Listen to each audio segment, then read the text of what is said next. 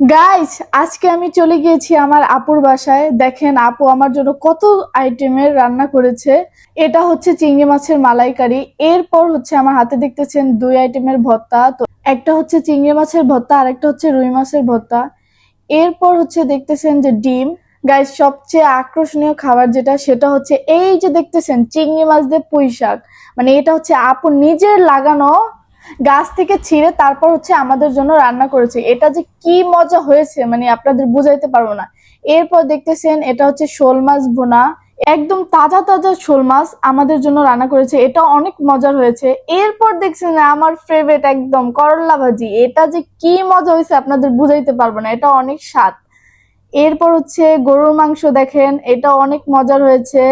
আমি একটু আপনাদেরকে উঠিয়ে দেখাচ্ছি যে দেখেন এটা কত সুন্দর একটা কালার আসছে, আর এটা খেতেও অনেক মজার হয়েছে। তো এরপর হচ্ছে দেখেন সালাদ করেছে আমাদের জন্য, শসা লেবু। এরপর এই যে দেখতেছেন রোস্ট, তো আপু হচ্ছে আগে আমাদের প্লেটে দিয়ে দিয়েছে, যার কারণে এটা একটা ছিল। তো এই যে দেখতেছেন আমাদের প্লেটে আপু বেড়ে দিয়েছে। গাইস, এই জায়গায় অনেক আইটেমের খাবার ছিল যা আপনাদেরকে দেখাতে পারি নাই। যতটুক সম্ভব ততটুক আপনাদেরকে দেখিয়েছি। তো থ্যাংক ইউ আপু, আপনাদের সবাইকে। আপনারা আমাদের জন্য অনেক কষ্ট করেছেন আর এত এত আইটেম করেছেন, এত কিছু না করলেও হয়তো।